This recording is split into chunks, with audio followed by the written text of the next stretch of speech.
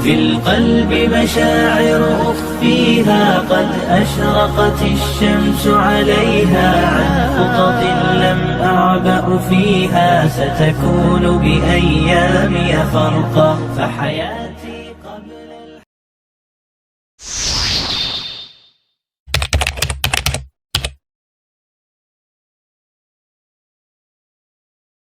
Innal hamdalillah nahmaduhu wa nasta'inuhu wa nastaghfiruh wa na'udzu billahi min sururi anfusina wa min sayyiati a'malina may yahdihillahu fala mudhillalah wa may yudlil fala hadiyalah. Wa asyhadu an la ilaha illallah wahdahu la syarikalah wa asyhadu anna Muhammadan abduhu wa rasuluh. Ya ayyuhalladzina amanu taqullaha haqqa tuqatih wa la tamutunna illa wa antum muslimun. Ya ayyuhan nasu taqu rabbakumul ladzi khalaqakum min nafsin wahidah wa khalaqa minha zawjaha wa bassa minhuma rijalan katsiran wa nisaa'a wattaqullaha alladzi tasaaluna bihi wal arham innallaha kana 'alaikum raqiba. Ya ayyuhalladzina amanu taqullaha wa qulu qawlan sadida yuslih lakum a'malakum wa yaghfir lakum dzunubakum wa may yuti'illaha wa rasulahu faqad faza fawzan 'azima. Fa inna astaqal hadits kitabullah wa khairal hadiyatu Muhammadin sallallahu alaihi wasallam wa syarrul umuri muhdatsatuha wa kullu muhdatsatin bid'ah wa kullu bid'atin dhalalah wa kullu dhalalatin finnar. Allahumma shalli ala Muhammad wa ala alihi wa sahbihi wa man tabi'ahum bi ihsani ila yaumil qiyamah amma ba'd. Baik, ikhwah fiddin rahmatullah, kita akan lanjutkan fikih al-munakahah yang berbicara tentang hal-hal yang berkenaan dengan pernikahan. Sebagai rangkaian dari al-munakahah, yaitu pernikahan, kita juga membahas permasalahan tolak dan juga rujuk. Kenapa itu kita perlu bahas? Ya karena di dalam kehidupan keluarga antara dua orang yang berbeda dari segala sisinya, berbeda jenis kelamin, berbeda latar belakang, berbeda usia, berbeda pendidikan, dan berbeda macam-macam, disatukan dalam satu bentuk kehidupan yang bersama yang disebut keluarga, maka adalah sangat mungkin jika di dalam keluarga tersebut terdapat permasalahan. Dengan kata lain bahwa hampir tidak mungkin sebuah keluarga itu akan berjalan mulus dengan tidak ada permasalahan. Maka Islam memberi solusi dari permasalahan-permasalahan tersebut dengan hukum-hukum, dengan syariah yang telah terbukti memberikan solusi terbaik di dalam kehidupan umat manusia tersebut. Islam mengajarkan nikah, Islam juga mengatur bagaimana tolak itu terjadi, Islam juga mengatur bagaimana jika mereka rujuk kembali. Bahkan jika kita lihat di dalam aturan yang ada di mungkin agama-agama lain atau mungkin juga bangsa atau peradaban lain, tidak akan kita jumpai aturan yang sempurna, aturan yang demikian komprehensif sebagaimana yang ada di dalam Islam. Maka karena itulah kita perlu mempelajari permasalahan tersebut sehingga jika terjadi sesuatu di dalam keluarga kita, kita bisa mengatasinya, mencari solusi berdasarkan kepada petunjuk Allah. Dan salah satu di antara tujuan dibentuknya rumah tangga atau keluarga itu adalah liyuqima hududallah, agar bisa ditegakkan hukum-hukum Allah. Jangan sampai kita membentuk keluarga hanya mengumpulkan dua orang yang berbeda tersebut di dalam sebuah ikatan pernikahan, tetapi kita juga harus menjalankan aturan-aturan Allah di dalam keluarga tersebut. Di antara permasalahan tolak yang sudah kita sebutkan pada pembahasan yang lalu, itu adalah bahwa tolak itu pada intinya adalah wewenang atau hak yang ada pada diri suami. Jadi suami yang memegang hak untuk mentalak tersebut, sedangkan istri tidak diberi kewenangan untuk mentalak tersebut. Namun demikian bukan berarti istri tidak punya hak sama sekali untuk berpisah atau mengajukan diri berpisah dari suaminya. Ya, karena Islam tetap memberikan kemungkinan untuk itu. Karena bisa jadi, ya mungkin di dalam keluarga tersebut kesalahan ada pada pihak suami, sedangkan suami tidak mau mentalak istrinya, maka jika itu dibiarkan tentu yang menjadi sengsara atau menjadi susah adalah istrinya. Nah, maka di sini ada beberapa mekanisme di mana seorang istri juga boleh untuk mengajukan talak atau fasah ya, dari pernikahan tersebut sehingga dia bisa berpisah dari suaminya. Pada kesempatan yang lalu telah kita sebutkan ada beberapa permasalahan yang berkaitan dengan itu, yang antara lain adalah khuluk. Nah, sekarang kita akan bahas permasalahan lain, yaitu talak yang terjadi atau talak yang disebabkan karena istri tidak diberi nafkah oleh suami. Di antara kewajiban suami di dalam hubungan dengan istrinya atau suami istri tersebut yang berkenaan dengan masalah harta itu ada 3 hal. Yang pertama adalah suami berkewajiban untuk memberi makan kepada istrinya tersebut dan juga berkewajiban untuk memberi pakaian kepada istrinya tersebut. Seperti yang Allah katakan di dalam surat Al-Baqarah ayat 233, wa 'alal mauludi lahu rizquhunna wa kiswatuhunna bil ma'ruf. Dan kewajiban ayah menanggung makanan dan pakaian mereka dengan cara yang patut. Jadi Allah tetapkan bahwa kewajiban untuk memberi makan dan pakaian itu ada pada pihak suami. Dengan kata lain bahwa suami punya kewajiban untuk memberi makan dan pakaian kepada istrinya. Nah, ini adalah hak istri. Istri punya hak untuk mendapatkan nafkah berupa makanan dan pakaian. Nah, adapun kadarnya sudah kita bicarakan pada kesempatan yang lalu. Jadi ukuran atau kadarnya sudah kita bicarakan. Kemudian yang ketiga adalah suami berkewajiban untuk memberikan tempat tinggal kepada istri. Atau balikannya, istri punya hak untuk mendapatkan tempat tinggal dari suami. Seperti yang Allah katakan di dalam surat At-Talaq ayat 6, askinuhunna min haitsu sakantum min wujdikum wa la tudarruhunna litudayyiqu alaihinna. Tempatkanlah mereka, yaitu istri, di mana kalian bertempat tinggal menurut kemampuan kalian, dan janganlah kalian menyusahkan mereka dalam rangka untuk mempersempit atau menyempitkan hati mereka. Jadi Allah tetapkan bahwa suami berkewajiban untuk memberikan tempat tinggal ya, sesuai dengan kemampuannya. Jadi kalau suami barangkali belum bisa membeli rumah, maka dia bisa menempatkan istrinya pada rumah kontrakan misalnya. Kalau belum mampu kontrak, mungkin bisa kos. Atau kalau belum mampu kos, mungkin masih menumpang pada mertua atau pada orang tua, atau dengan cara yang lain. Tapi ini adalah kewajiban. Maka di antara kemampuan yang dituntut bagi seorang laki-laki untuk bisa menikahi seorang perempuan itu adalah memang mampu di dalam hal 3 hal ini. Jadi minimal 3 hal ini dia mampu memberi makan, memberi pakaian, dan memberi tempat tinggal. Walaupun tidak dalam arti memiliki, bisa sewa atau kos atau kontrak, tapi ada ya, tempat bagi istri untuk bernaung di dalam rumah tersebut. Karena ini hal yang sangat penting.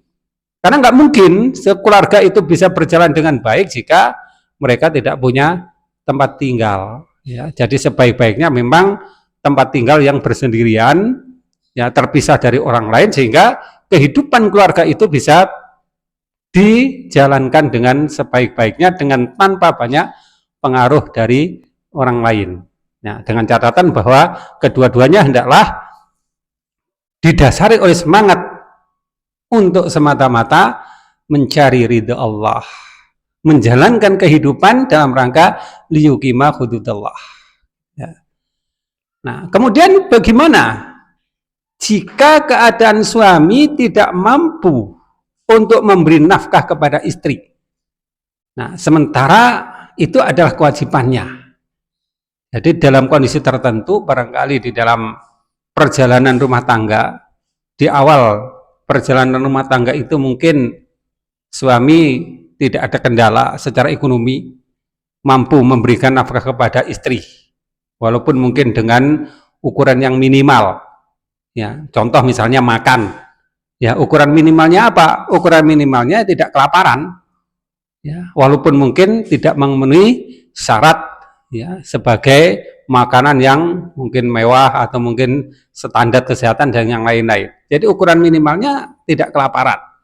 Ya, kalau di zaman Rasulullah SAW mungkin tidak terlalu masalah karena mereka biasa makan kurma, jadi tidak perlu bumbu, tidak perlu dengan macam-macam topping macam-macam ya, hanya kurma gitu ya.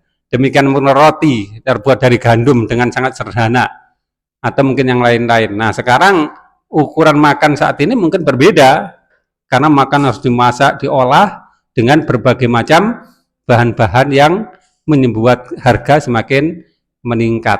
Nah, ini perlu ada pola hidup yang lebih sederhana lagi sehingga tidak terlalu memberatkan kepada suami. Ya, jadi ukuran minimalnya tentu adalah ukuran ya supaya tidak lapar atau tidak sampai kelaparan. Nah, di dalam perjalanan rumah tangga ini bisa jadi kondisi ekonomi yang semula berkecukupan atau tidak ada masalah, di tengah perjalanan ada kendala sehingga suami tidak mampu untuk memberi nafkah kepada istrinya. Ya, jadi ada yang tidak mampu, ada yang tidak memberi. Ya. Kadang-kadang suami mampu tapi tidak memberi, ada yang tidak mampu sehingga tidak bisa memberi. Nah, kita bicarakan satu dulu ya. Bagi suami yang tidak memberikan nafkah kepada istri. Jadi istri punya hak untuk mendapatkan nafkah dari suami, tapi suami tidak memberikan hak itu kepada istrinya. Atau mungkin dengan bahasa lain, suami itu pelit. Suami itu kikir. Sehingga tidak memberikan hak yang mestinya ya, menjadi hak istri tersebut. Nah, bagaimana menyikapi masalah ini? Yang pertama, jika suami punya harta dan harta itu tampak yang memungkinkan istri mengambil harta suami tersebut dengan sepengetahuannya atau tanpa pengetahuannya, ya, baik dilakukan sendiri atau mungkin dengan perintah hakim, maka jumhur ulama berpendapat bahwa istri tidak berhak meminta talak. Ya. Nah, jadi ini hubungan dengan talak tadi ya. Jadi pada bab pertama tadi, pada bagian pertama sudah kita sebutkan ya. Ya, ini hubungannya dengan talak.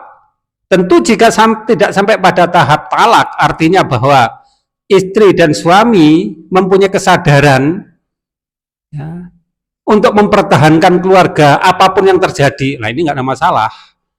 Artinya bukan hal itu yang kita bicarakan. Yang kita bicarakan saat ini adalah kemungkinan talaknya. Contoh jika istri tidak diberi nafkah oleh suami dan istri rela, ya nggak ada masalah. Tapi masalah yang kita bicarakan ini adalah hak istri untuk meminta talak kepada suaminya. Nah, jadi kondisi yang pertama, jika suami punya harta yang tampak, ya, kalau harta nggak tampak ya istri nggak tahu. Mungkin berupa aset yang tempatnya jauh, atau mungkin rekening dengan nama-nama yang lain, atau nggak tahulah dengan teknologi keuangan yang saat ini kita ketahui itu kita nggak tahu bagaimana. Nah, ini harta yang tampak oleh istri, bisa diketahui istri, baik berupa bentuk fisik maupun non fisik, tapi istri tahu.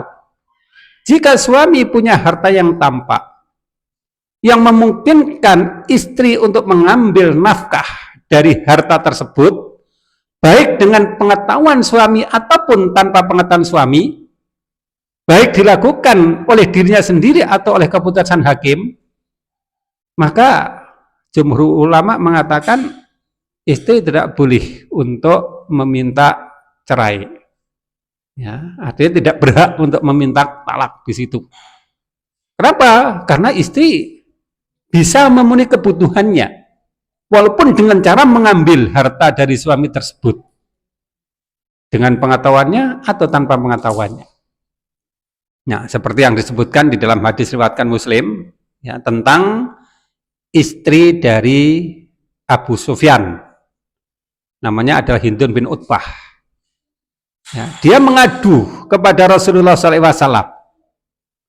Ya Rasulullah, inna Abu Sufyan rajulun syakhihun. Wahai Rasulullah, sesungguhnya Abu Sufyan itu adalah seorang laki-laki yang pelit. La yu'tini minan nafaqah ma yakfini wa yakfi baniya illa ma akhadtu min malihi bighairi ilmi. Dia tidak memberikan kepadaku dari nafkah yang bisa mencukupi kebutuhanku dan kebutuhan anak-anakku, kecuali aku mengambil hartanya dengan tanpa pengetahuannya. Nah, ini tidak disebut mencuri, ya. Ya, ini beda dengan permasalahan mencuri. Ya, mencuri itu adalah mengambil harta orang lain yang memang dia tidak punya hak atas harta itu di tempat persembunyiannya, ya, dengan cara sembunyi-sembunyi, itu mencuri. Nah, ini bukan di dalam rangka mencuri, walaupun dia mengambil harta orang lain, yaitu harta suami, ya, dengan maksud untuk mengambil haknya berupa nafkah yang bisa mencukupi kebutuhannya dan kebutuhan anak-anaknya, ya, ukurannya adalah ukuran sebesar nafkah yang dia butuhkan. Ya. Karena kalau tidak demikian dia akan binasa, dia akan kelaparan, dia akan terlunta-lunta. Maka dia ambil harta suami itu untuk mencukupi kebutuhannya dan mencukupi orang yang memang menjadi tanggung jawab suami tersebut. Maka istri Abu Sufyan, yaitu Hindun bin Utbah tersebut mengatakan, fahal alayya min dalika min junah. Maka apakah ada dosa bagiku terhadap hal itu? Yaitu adakah dosa bagiku mengambil harta suami? Ya. Nah, kenapa disebut harta suami? Ya karena harta ini punya pemilik. Ya, ini harta suami ada istri. Ya. Ya, kalau harta suami yang diambil berarti dia mengambil harta suami. Ya. Nah, selama belum diberikan pada istri kan masih harta suami.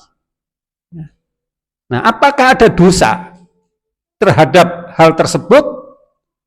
Maka Rasulullah SAW katakan, khudi mimmalihi bil ma'ruf. Ambillah dari hartanya dengan cara yang ma'ruf. Cara yang ma'ruf itu apa? Cara yang pantas. Cara yang pantas itu adalah cara yang wajar. Nah, wajarnya apa? Wajarnya karena ini adalah di dalam rangka untuk memenuhi kebutuhannya, yaitu nafkah. Wajar sesuai dengan apa yang dia butuhkan. Jadi tidak berlebih-lebihan. Mengambil harta secara banyak sehingga melebihi dari kebutuhan, atau mengambil harta secara banyak untuk berfoya-foya, atau mengambil harta yang banyak untuk sebuah hal yang tidak baik. Nah, tidak demikian. Jadi Rasulullah SAW tetap mensyaratkan khudi mimmalihi bil ma'ruf. Ambillah olehmu dari hartanya dengan cara yang baik, cara yang patut, yaitu sebatas untuk memenuhi kebutuhannya. Ma yakfiki wa yakfi baniki. Apa-apa yang bisa mencukupi kamu dan mencukupi kepada anak-anakmu. Nah, jadi ada kemungkinan ini bisa dilakukan oleh istri yang tidak diberikan oleh suami haknya. Nah, nanti demikian juga bisa terjadi pada barangkali antum, ya, yang suatu ketika telat memberi nafkah kepada istri, atau mungkin, ya, kurang nafkahnya. Nah, kurangnya itu disebabkan oleh suami tidak memberi, bukan karena suami tidak punya, ya, suami tidak memberi. Istri tahu, oh hartanya suami banyak, penghasilannya besar, labanya banyak, tapi yang diberikan padaku kok cuma dikit, dan itu tidak cukup untuk kebutuhanku. Maka akhirnya istri mengambil dari harta suami tersebut sekedar untuk mencukupi kebutuhannya. Maka kondisi istri yang demikian itu, jumhur ulama berpendapat dia tidak berhak untuk meminta talak. Ya. Terus nanti bagaimana kalau ketahuan? Nah, ini urusan lain ya. Kalau ketahuan urusan lain. Ya. Contoh misalnya kalau ketahuan ya dia berujah karena aku memang membutuhkan. Jika tidak demikian aku akan kelaparan. Ya. Jika tidak demikian maka aku terlunta-lunta, membahayakan terhadap diri dan keluarga. Maka dilakukan tersebut dengan cara yang ma'ruf, bukan berlebihan, bukan untuk foya-foya, dan bukan punca untuk kedzaliman. Nah, ini kondisi yang pertama. Kondisi yang kedua, jika suami tidak mempunyai harta yang tampak, jadi nggak kelihatan ada harta suami. Ya, ini di luar harta yang kita sebutkan tadi ya. Mungkin sekarang ada istilah rekening, ada istilah aset, nah, properti yang istri memang nggak tahu dan hartanya mungkin nggak tampak karena berupa mungkin rekening atau sekarang mungkin ada istilah lain itu Bitcoin atau saya nggak tahu banyak itu ya. Ya mungkin Pak Anang banyak tahu ini. Ya, ada Bitcoin atau macam-macam yang kita tidak tahu. Nah harta itu nggak tampak, artinya istri tidak bisa berbuat. Ya, istri tidak tahu tentang harta tersebut. Tapi jika harta itu tampak, ya, suami tidak mempunyai harta yang tampak, baik karena kesulitan ekonomi, ya, karena kesulitan ekonomi, ya miskin, ya, atau karena tidak diketahui kondisinya, mungkin karena menyembunyikan hartanya, ya, karena hartanya disembunyikan. Atau dengan sebab-sebab lain, atau mungkin di atas namakan orang lain, maka para ulama berselisih pendapat tentang masalah ini. Nah, sebagian antara lain adalah ulama-ulama yang bermadhab Maliki atau Hambali, ya, berpendapat istri boleh menuntut talak. Ya, alasan utamanya adalah istri punya hak untuk mendapatkan nafkah, sementara suami tidak menunaikan hak istri tersebut. Ya. Ya, jadi karena hak tidak ditunaikan atau tidak diberikan, maka istri boleh untuk menuntut talak, menuntut cerai. Ya. Ya. Nah ini alasan utamanya. Ya. Jika istri bersabar, ini masalah lain. Ya, ini masalah hak istri yang mengajukan cerai tadi ya. Jadi dalam kondisi semacam ini, sebagian ulama ya antara yang berpendapat ulama Malikiyah dan Hambaliyah mengatakan bahwa istri boleh untuk menuntut talak.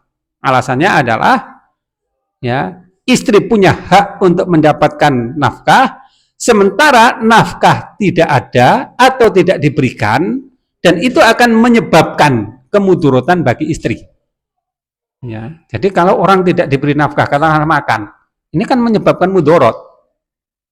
Orang kuat menahan lapar, itu mungkin 1 hari, 2 hari sudah sangat berat, 3 hari mungkin nggak kuat.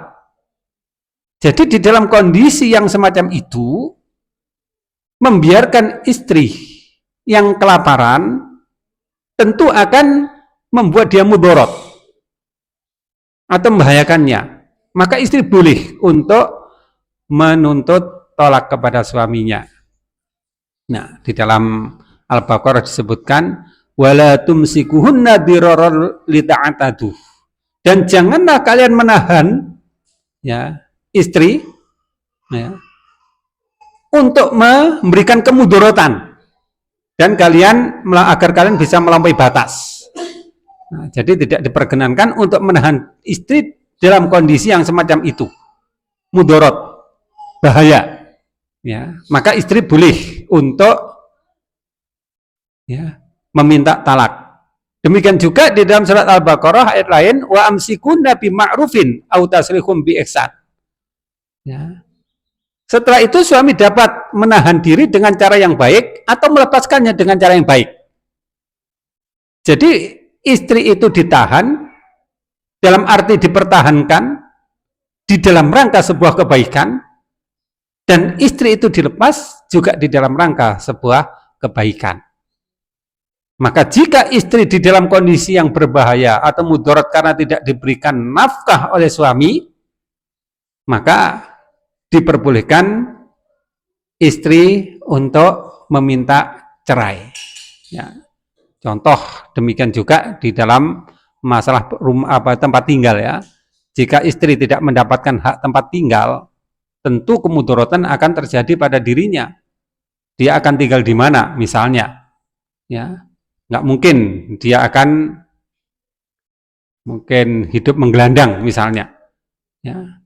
Kalau istri masih punya harta sendiri yang bisa mencukupi kebutuhannya, mungkin masih dimaklumi. Tapi kalau dia tidak punya, karena memang tergantung dari nafkah dari suami. Nah, menahan diri dalam kondisi seperti itu tentu sangat membahayakan. Maka diperbolehkan istri tersebut untuk meminta cerai. Ya.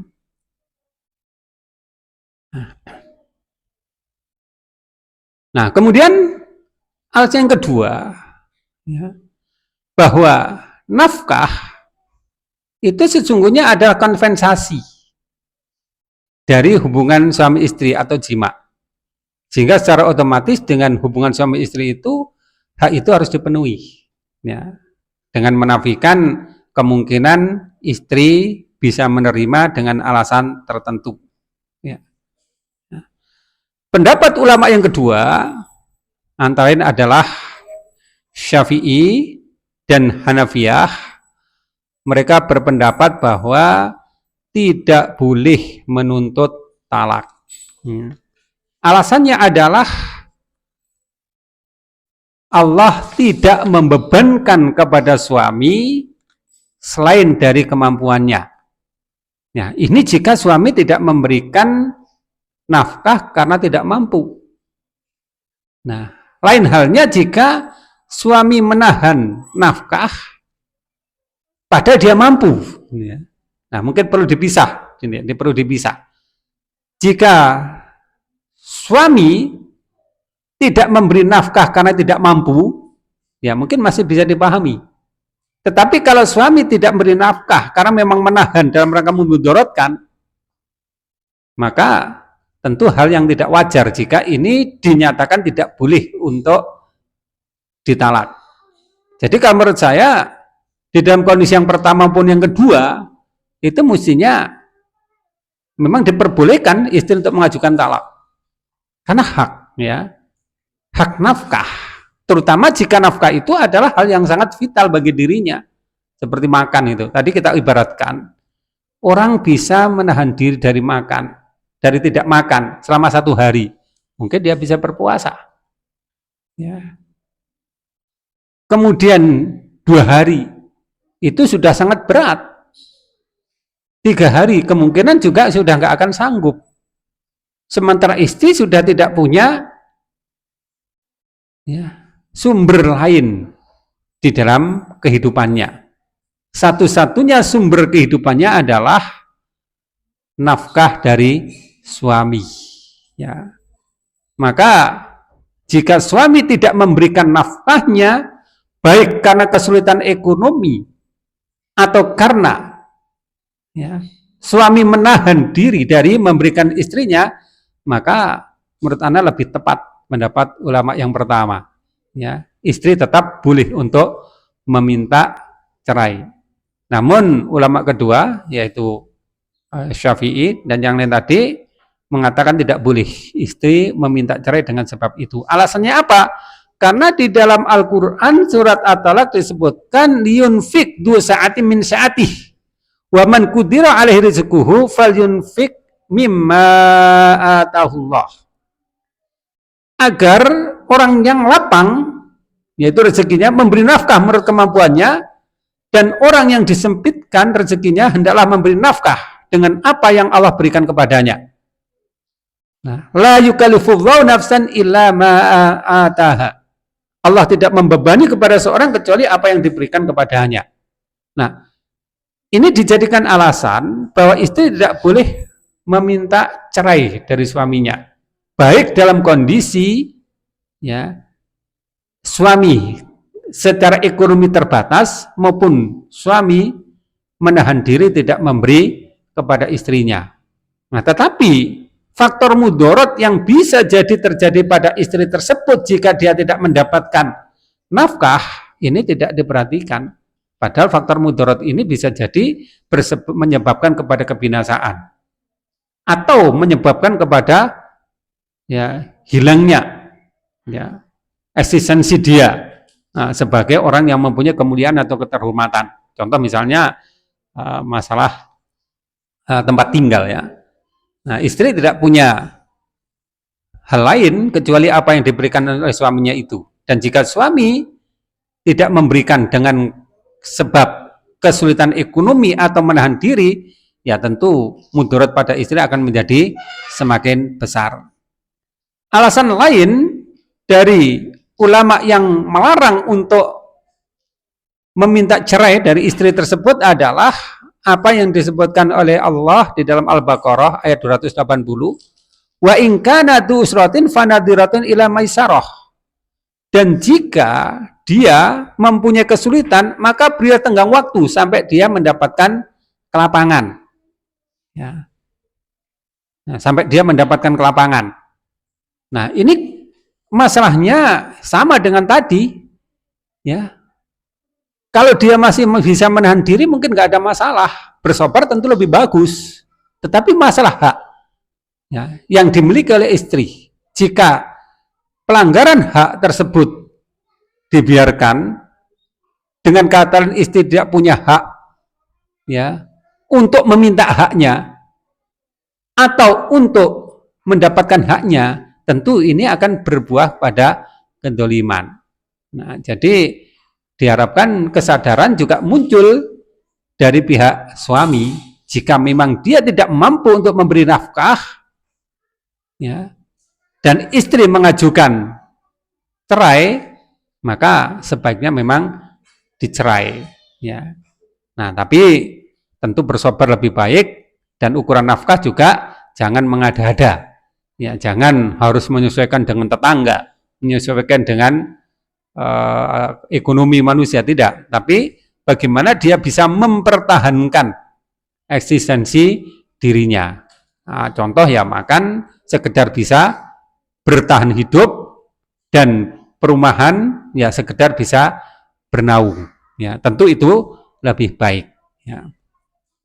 Kemudian alasan berikutnya, ya, mereka berpendapat bahwa tidak ada sahabat yang meminta talak kepada suaminya, ya, nggak ada sahabiah yang meminta talak kepada suaminya dengan alasan suami tidak mampu memberi nafkah.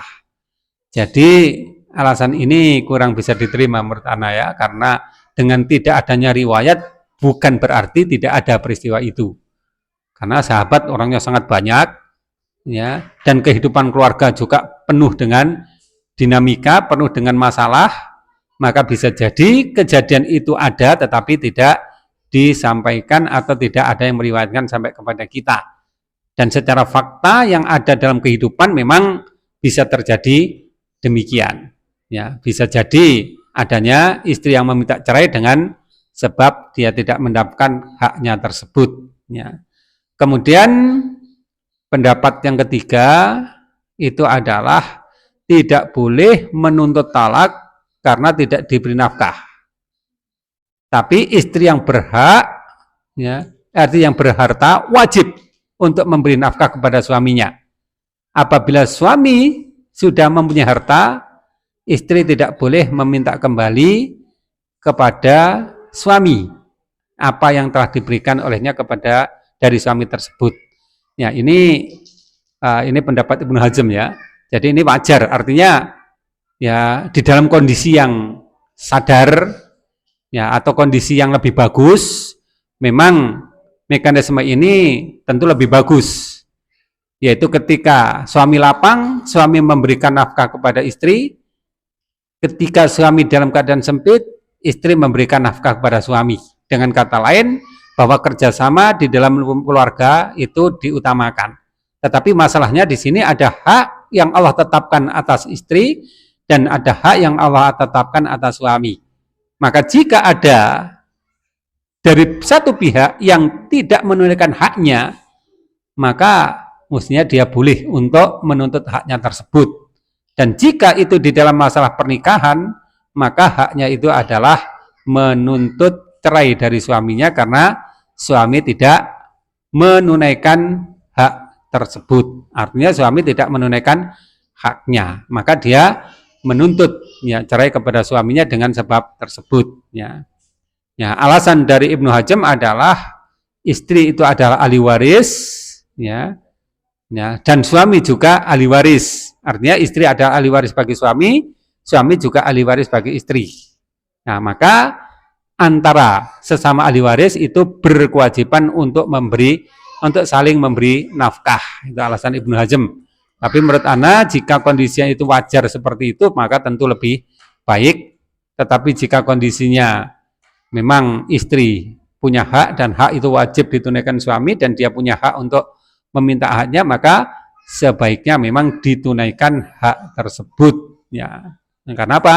Karena pelanggaran hak tentu akan menyebabkan kemudaratan. Nah, lebih-lebih jika istri memang tidak punya kelapangan sama sekali terhadap harta, sehingga ketergantungan istri dari nafkah suami itu cukup besar, ya, dan dia tidak punya sesuatu untuk menghidupi dirinya, maka hak itu menurut saya lebih penting untuk ditunaikan. Dan jika suami tidak mampu menunaikan, maka ya, istri boleh untuk menuntut cerai dari suaminya tersebut.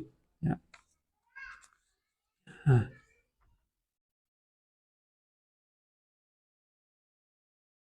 Ya, baik. Barangkali ada yang perlu ditanyakan, silakan.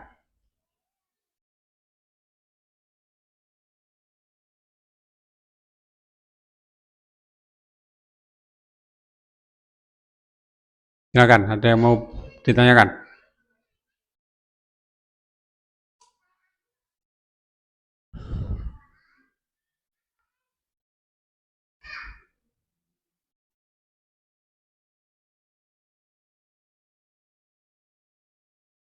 Ya.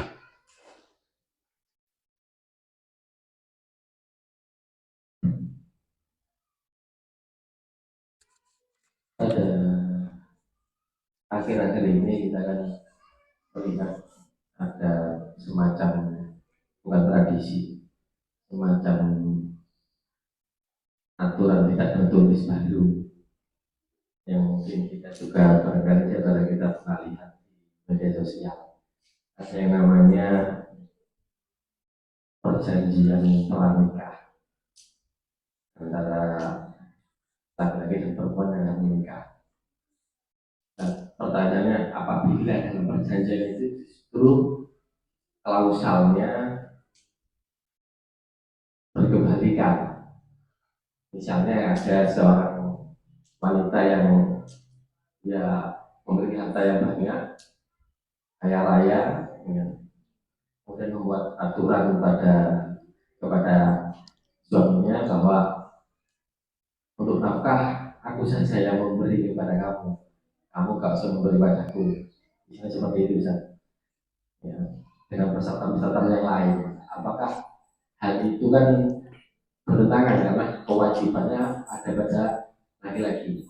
Mungkin laki-lakinya pada perjanjian itu mungkin memang tidak memiliki kemampuan, dan juga ada kita lihat laki-laki miskin yang menikah dengan wanita kaya dan membuat perjanjian seperti itu. Yang pertama, apakah diperbolehkan perjanjian seperti itu atas kesepakatan mereka berdua, atau tidak dibolehkan karena itu hak itu memang diberikan oleh Allah Subhanahu Wa Taala. Kemudian yang kedua, apabila nanti di kemudian hari ternyata keadaannya berbalik, kemudian nanti sang suami memberikan nafkah, kemudian karena melanggar perjanjian akhirnya mereka ya berpisah sesuai dengan perjanjian itu. Apakah itu juga boleh menurut syariat? Ya, baik. Jadi berlaku sebuah kaidah. Segala persyaratan yang menyelisih kepada syariah maka itu adalah batil. Jadi semua syarat-syarat yang menyelisih syariat itu adalah batil. Jadi perjanjian apapun ya, antara perjanjian ini kan muamalah ya, antara satu orang dengan orang lain atau antara beberapa orang yang menyelisih syariat itu nggak bisa diberlakukan, nggak boleh diberlakukan, itu batil. Artinya tidak berlaku. Walaupun kemungkinan kita sudah menandatangani di atas materai misalnya, ya, maka ini tidak diperbolehkan. Karena apa? Karena jika ini diperbolehkan, maka syariat bisa jadi tidak perlu lagi. Ya. Nah, sekarang ada istilah, mungkin istilah hukumnya disebut arbitrase itu, ya. Kesepakatan antara sesama atau sekelompok dari manusia atau orang yang menyepakati berlakunya aturan tertentu dan itu bisa diberlakukan di dalam komunitas mereka. Atau mungkin sebuah organisasi, sebuah klub atau sebuah komunitas tertentu membuat aturan-aturan yang berlaku di dalam organisasinya atau klubnya atau komunitasnya, maka seluruh klausal-klausal di dalam perjanjian itu atau kesepakatan itu nggak boleh menyalahi kepada syariah.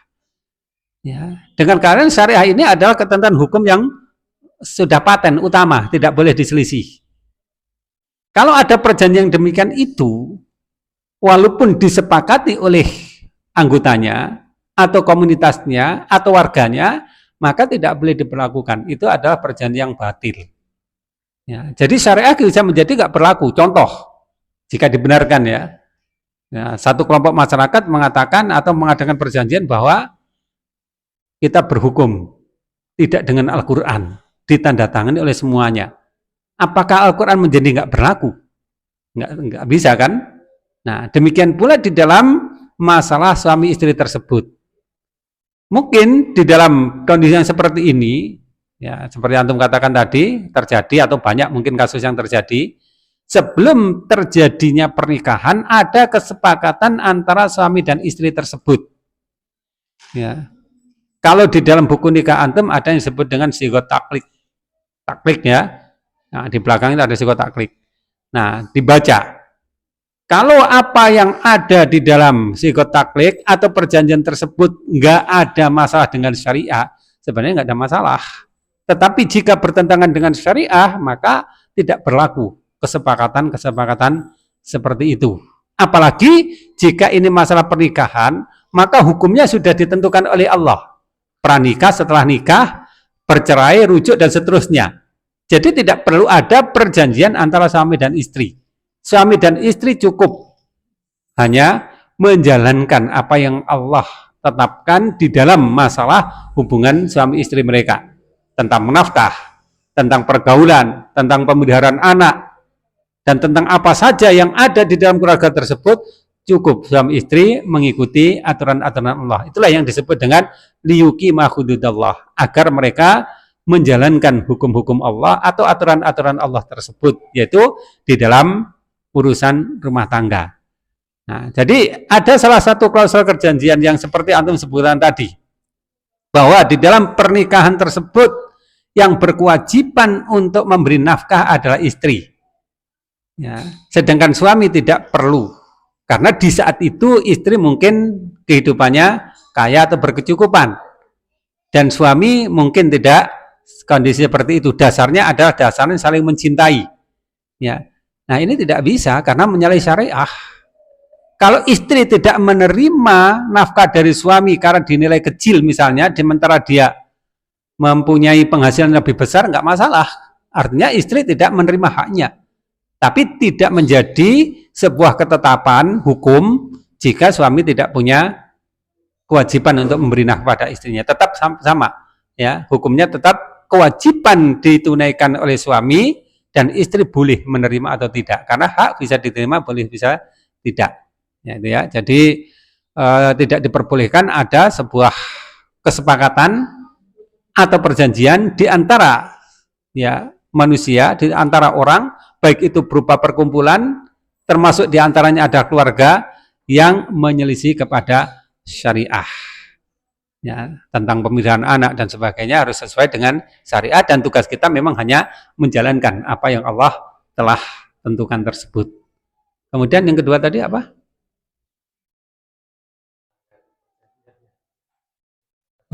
Ya, bagaimana jika terjadi pelanggaran perjanjian tersebut? Maka di dalam hubungan keluarga tersebut memang tidak perlu ada perjanjian yang semacam itu, karena tugas dari kita itu semata-mata hanyalah menjalankan aturan Allah.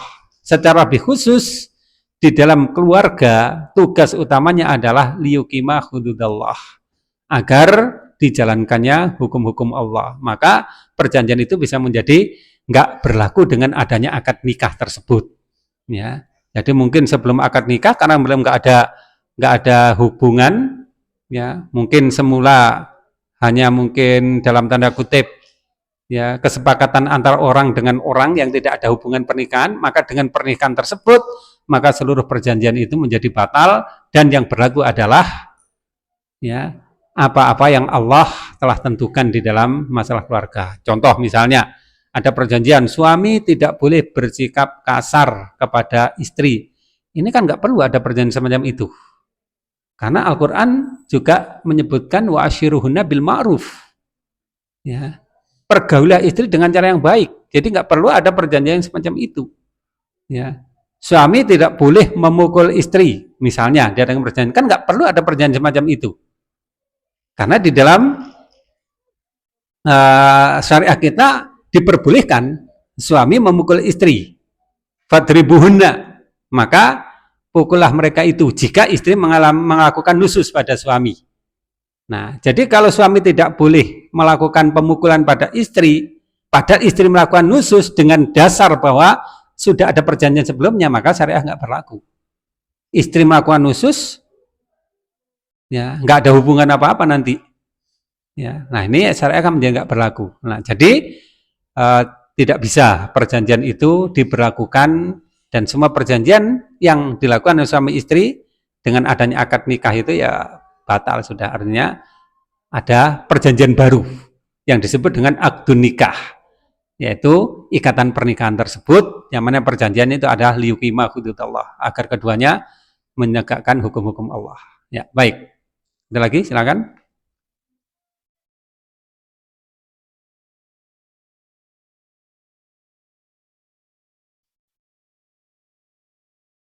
Ayo, oke Agus.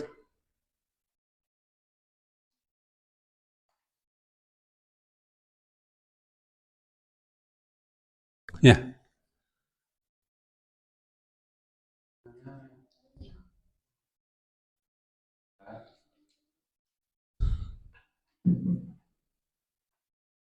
Yang ngempet, ya, istri istri ngempet karena tidak diterima haknya untuk mendapatkan nafkah tadi. Maka kalau di saat yang lain dan itu sehingga untuk talak apa boleh. Ya. Ya, baik.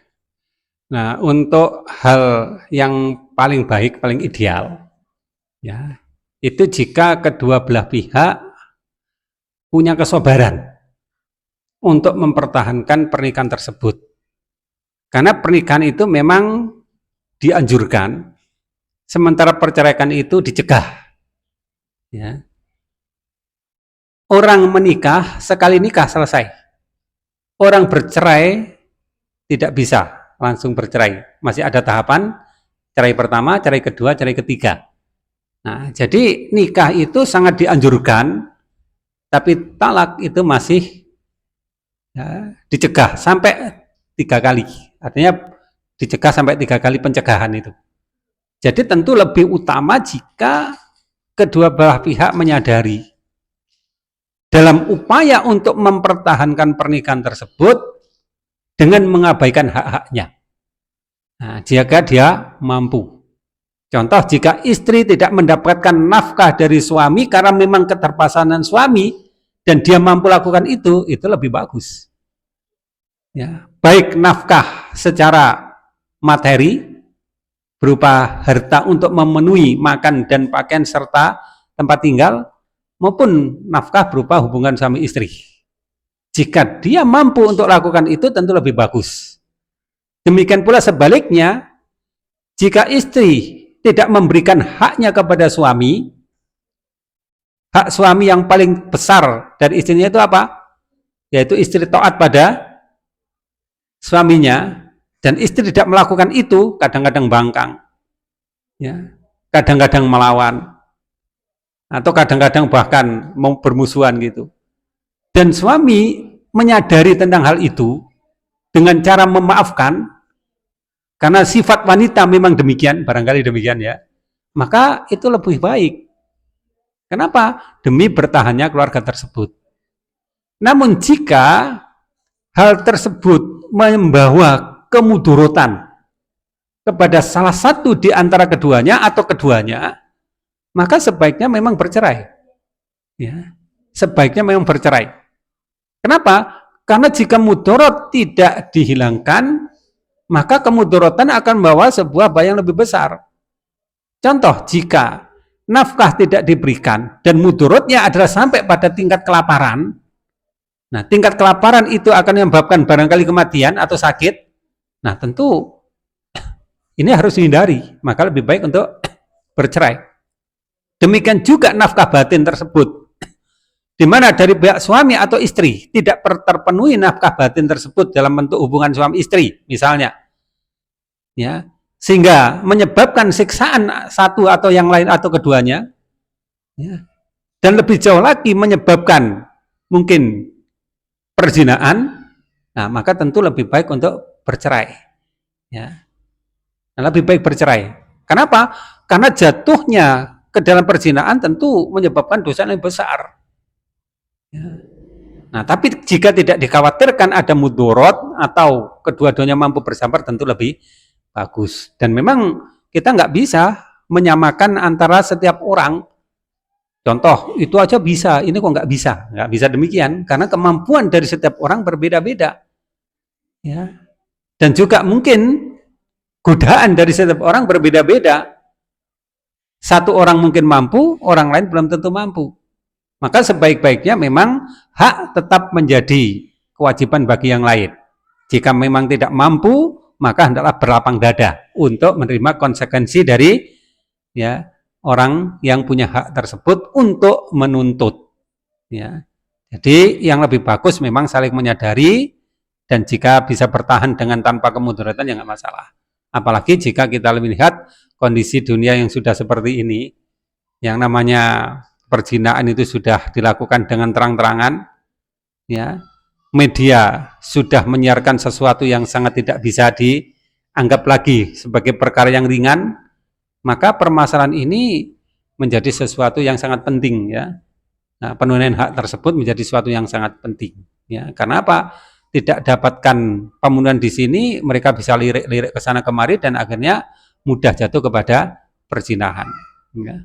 Baik, ada lagi?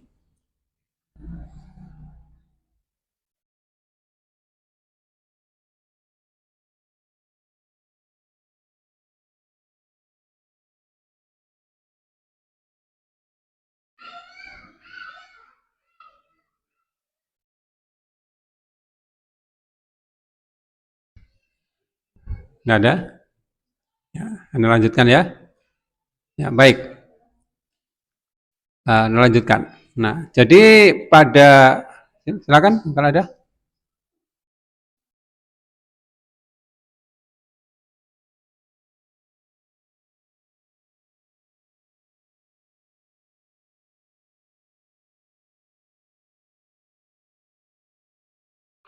Ya, nggak ada. Ya, Anda lanjutkan dulu. Ya. Baik. Nah, jadi kalau menurut pendapat yang sudah Anda sebutkan tadi, yaitu pendapat yang pertama, jika istri tidak mendapatkan haknya, ya, yang kita sebutkan tadi adalah satu macam, yaitu hak dalam bentuk pemenuhan kebutuhan secara harta. ya, bukan kebutuhan yang lain, ya, secara harta dulu, yaitu berupa makanan, pakaian, dan tempat tinggal. Nah, maka yang lebih tepat menurut ana adalah istri punya hak untuk meminta cerai dari suaminya. Ya. Nah, bagaimana bentuk perceraian ya, tersebut? Nah, ini ulama berselisih pendapat. Menurut ulama-ulama Syafi'iyah dan Hambaliyah, pernikahan perceraian semacam itu disebut fasakh jika yang melakukan adalah hakim. Artinya bisa jadi suami tidak mau mencerai, sehingga hakimlah yang memutuskan perceraian tersebut. Maka ini disebut dengan fasakh. Ya. Jadi bukan cerai, tetapi disebut dengan fasakh. Artinya fasakh adalah membatalkan pernikahan. Ya. Namun jika yang melakukan cerai itu adalah suami, ya, walaupun dia lakukan dengan kemauan sendiri atau atas perintah hakim, maka ini bersifat talak roj'i. Ya, jika masih ada talak 1 dan 2-nya. Tapi jika dia sudah tidak punya talak 1, 2 karena sudah dijatuhkan semula, maka talaknya menjadi talak bain.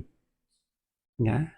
Dengan kata lain bahwa jika yang menjatuhkan talak itu adalah suami, baik atas perintah hakim ataupun atas kemauan suami, kerelaan suami, maka dilihat apakah dia masih punya cadangan ya, untuk rujuk atau tidak. Ya. Jika dia sudah pernah mentalak istrinya 1, maka berarti talak yang dilakukan oleh suami tersebut jatuh talak 2. Nah, sehingga suami masih punya hak untuk rujuk 1 kali lagi. Nah, tapi jika suami sudah menjatuhkan talak sebanyak 2 kali, maka talak atas tuntutan istri yang dilakukan oleh suami tersebut jatuh talak ketiga. Sehingga suami tidak punya kesempatan untuk balik lagi kepada istri. Nah, itu menurut ulama Syafi'iyah dan Hambaliyah. Bisa dipahami ya? Nah, kemudian menurut ulama Malikiyah, talak yang dilakukan oleh suami ya, itu bersifat roj'i. Baik suami sudah menjatuhkan talak 1 atau 2, ataupun belum menjatuhkan talak sama sekali, maka talaknya disebut sebagai talak roj'i. Sehingga suami masih mempunyai hak untuk merujuk di dalam masa iddah dengan syarat suami mampu memberikan nafkah kepada istrinya. Ini pendapat dari Malikiyah, ulama-ulama Malikiyah. Nah, jadi contoh, istri belum pernah ditalak oleh suami. Ya. Kemudian istri mengajukan talak kepada suaminya tersebut. Kemudian suami mentalak.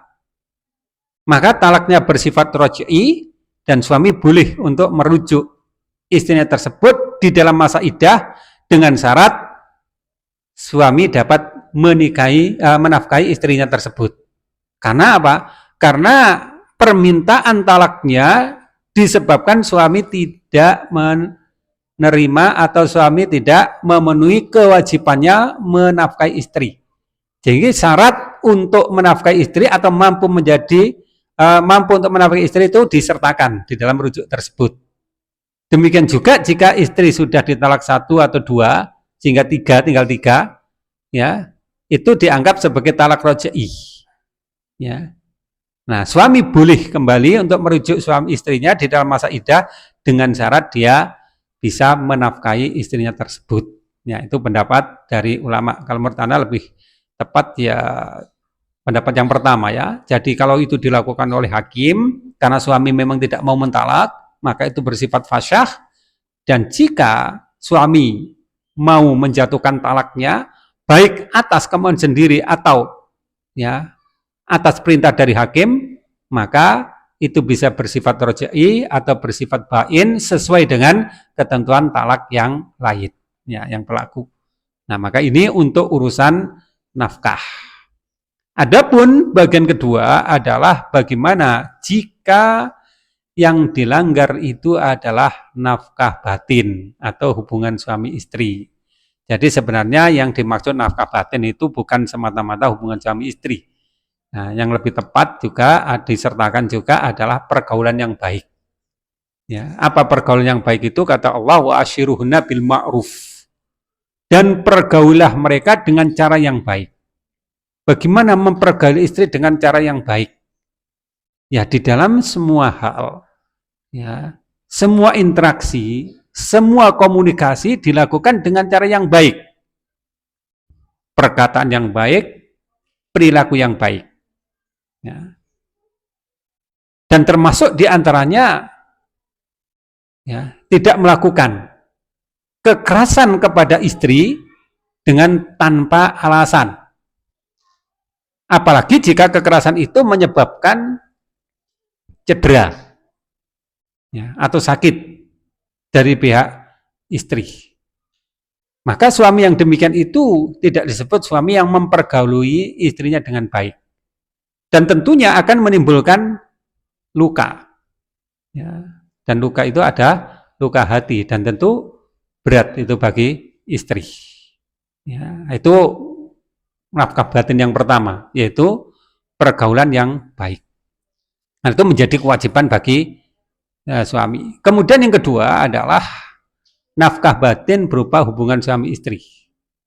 Ini ada, ya, baru kemarin ada yang bertanya tentang masalah ini. Ya.